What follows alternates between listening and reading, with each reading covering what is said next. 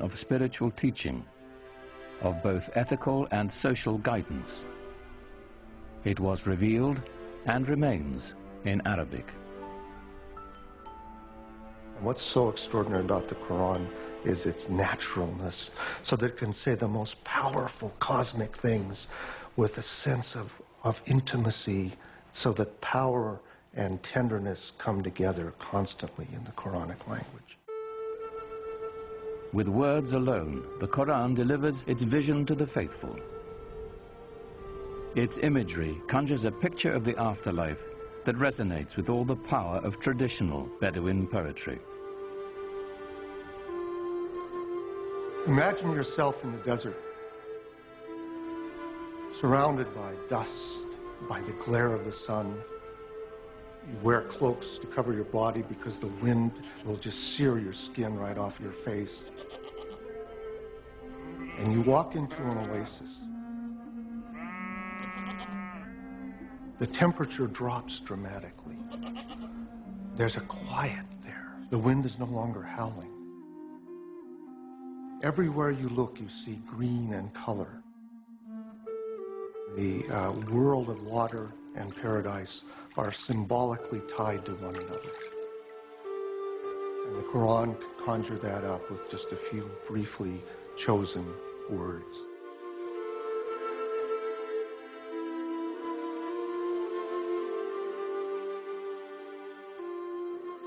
Yet for all the imagery of paradise in the Quran, there was no easy description of God.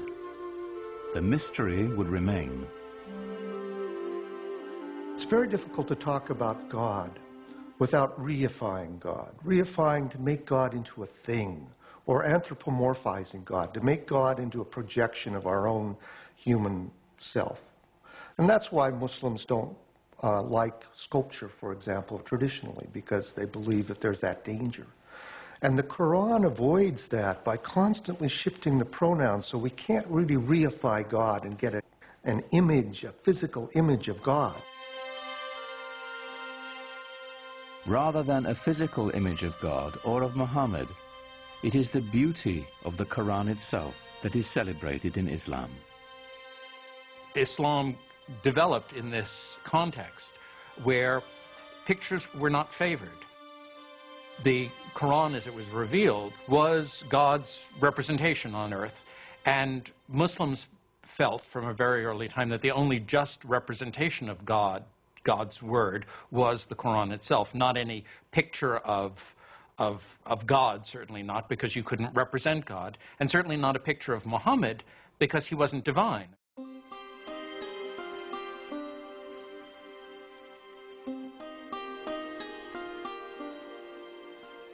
At certain times and places, people did make images of the Prophet Muhammad, but these are not religious images. These are not images meant to be worshipped. They're not images of a saint or of God.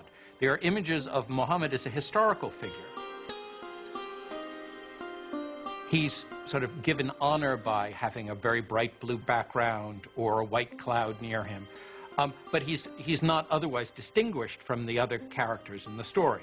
At other times, people did represent the Prophet, but he was always represented with a white cloth over his face to hide his face, so that there were different approaches to doing this.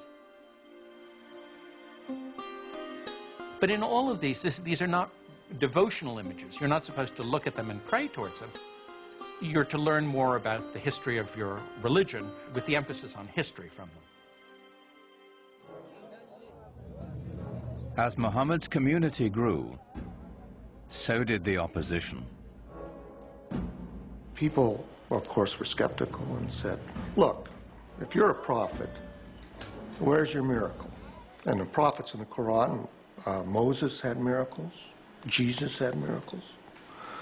Where's your miracle? The Quranic answer to that challenge is, this is the miracle, this Quran. But that wasn't miracle enough for the people who defined themselves by the gods of their ancestors and the totems of their tribe. Their doubts increased. The idea of life after death appalled them. So the Quran presents people as really being skeptical.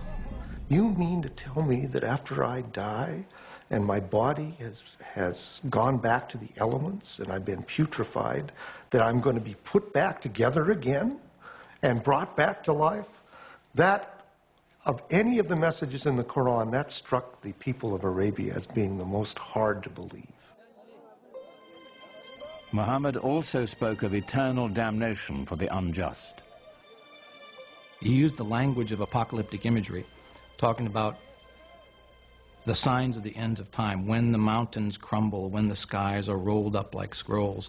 Then you will know what responsibility you bear for your actions. There are references to those who are unjust going to the fire.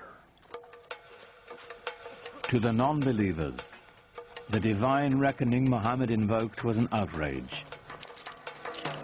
His dismantling of their heritage and customs, deeply unsettling. It was a threat in several ways, to their social order, to their age-old traditions, and an economic threat because of the importance of the pilgrimage shrine of the Kaaba in Mecca. As Muhammad's following increased, the social fabric of the caravan city began to unravel. Business suffered as pilgrims and traders, worried for their safety, left town. The tribal leaders decided Muhammad and his message must be removed permanently. They didn't want him taking over. They didn't want him horning in on their control of the city. They made things very difficult for him, perhaps even plotted his assassination. They tried to keep him away from the Kaaba. They did everything they could to try to run him out of town. They demanded that Muhammad's uncle remove his clan's protection from the Prophet, which would clear the way for his murder without the threat of retribution. But his uncle refused. The battle lines were drawn. Nothing short of tribal war would settle the conflict now.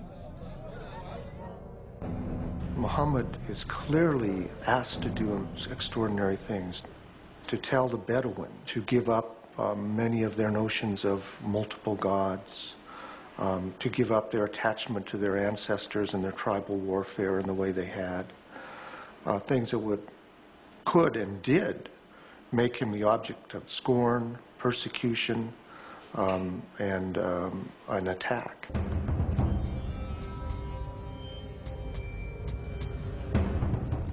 Muhammad's followers were forced from the marketplace and starved. Those without clan protection were tortured and killed.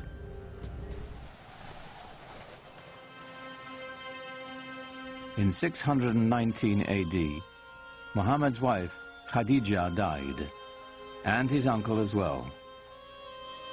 Gone were his first great love and his only protector. Here at last was the opportunity his enemies had been waiting for.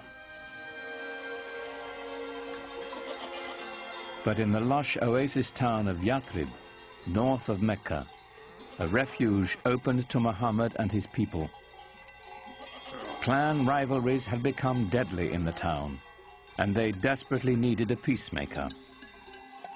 They had heard that Muhammad was a very trustworthy man. They heard that he had great arbitration skills, and they thought, let's see if we can't get him up here and help us out. So they invited him.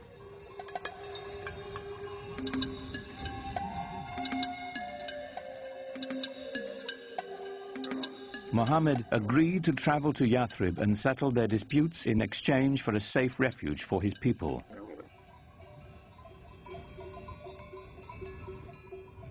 For Muhammad's followers, leaving the place of their ancestors, their families and tribes, was the ultimate test of devotion.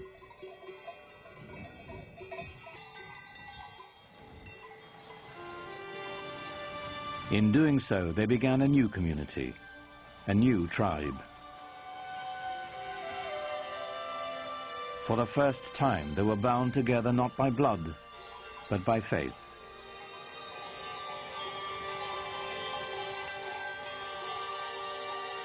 In the course of a single caravan journey, Islam marks its true beginnings. That journey is known as the Hijrah. 622 in the Christian calendar marks the Muslim year 1.